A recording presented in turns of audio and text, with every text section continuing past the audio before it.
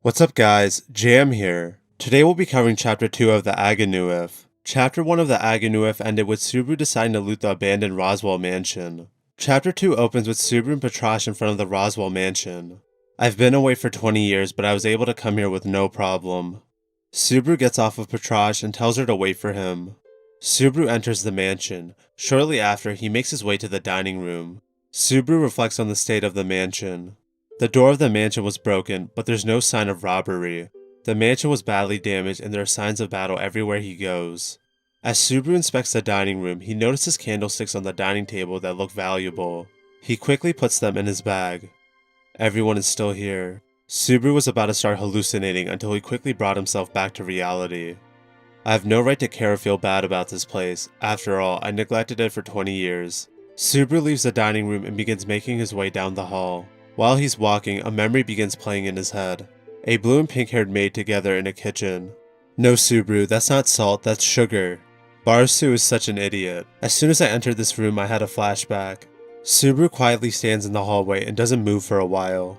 He starts sweating and then proceeds to laugh. Is this what you would call a ghost? It's called a hollow over here. Damn, I don't need this kind of attention. Subaru sighs and knows that he's better off continuing to hold his grudge instead of moving on.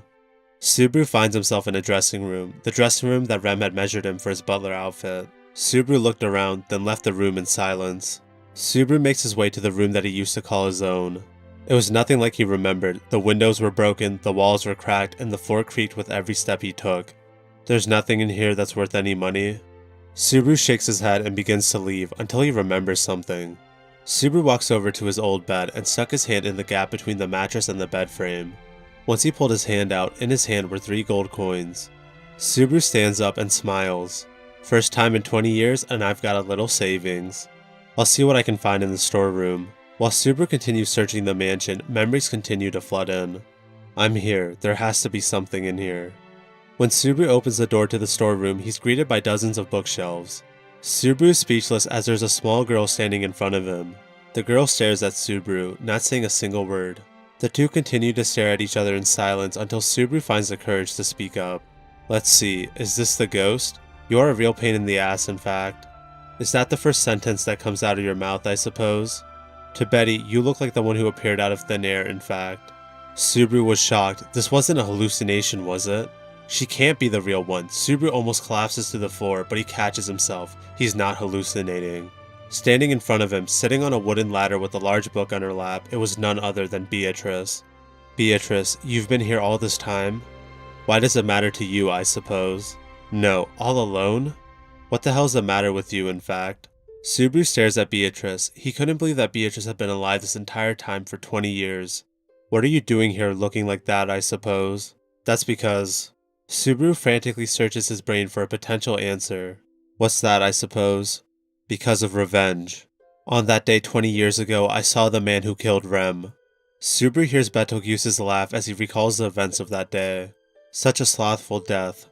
I'm going to kill that guy. I must kill Betelgeuse Romane Conti. Beatrice continues to stare at Subaru. Why are you still here after all that time? It's none of your business, in fact. The fact that your appearance hasn't changed at all means that you're a spirit, right? If that's the case, then what, I suppose? I want you to make a contract with me. I need your help. I need your magic. There are some jokes that are not funny, in fact.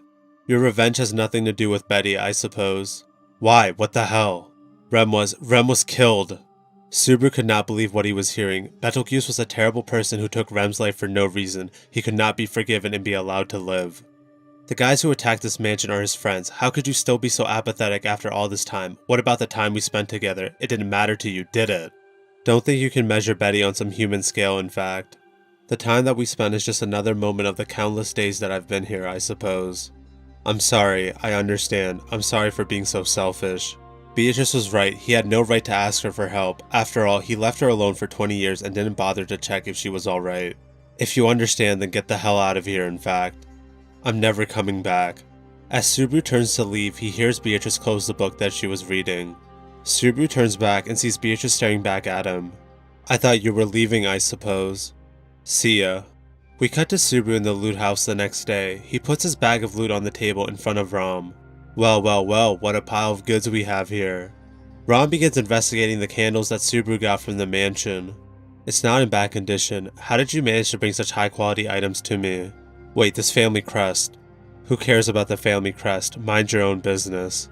You're right. If you know what you got, that's what matters. How much is it worth?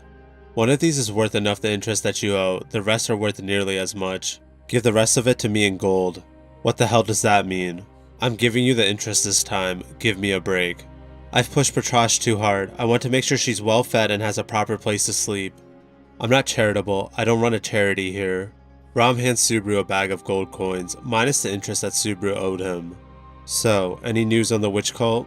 Subaru and Ram stare at each other in silence. Hey, let the Earth Dragon rest in a proper place, alright? Hey, don't ignore me. Subaru grabs Ram's chest with his left hand and drags him down. How much for the information? You need to get some rest too, you look terrible. How much do I have to fucking pay? Subaru begins tightening his grip on Ram. There are rumors that purple-hooded people have been spotted on the trade route of Diglita. It would take Subaru and Patrasche a day to get there. Subaru shakes his head and turns his attention back to Ram. Here's an information fee. That includes the annoyance fees. Subaru lets go of Ram and leaves 3 golden coins on the counter before rushing out of the loot house. Wait, you can't go alone. Subaru was already long gone. Ram shakes his head in disappointment. He's such a big idiot. And that sums up chapter 2 of the Aganau If. Damn, as if this what if wasn't already depressing enough. Subaru doesn't even believe he has the right to mourn or care about what happened to the mansion. He's also haunted by his memories of Rem and the others. It was also really sad to see that Beatrice was all alone for the past 20 years. She hadn't left the library at all.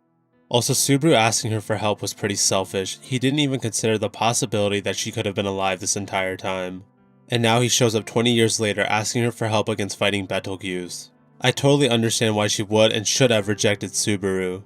Finally, this chapter also left us on the cliffhanger of Subaru finally getting information on where the witch cult could be. Things are starting to heat up and I look forward to seeing what happens next. Let me know if you guys have any theories, predictions, or overall thoughts on the Aganau If so far in the comment section down below. If you don't want to miss out on the next parts of the Aganau If, don't forget to subscribe and hit the bell. With that being said, thank you for watching and I hope you all have a great day.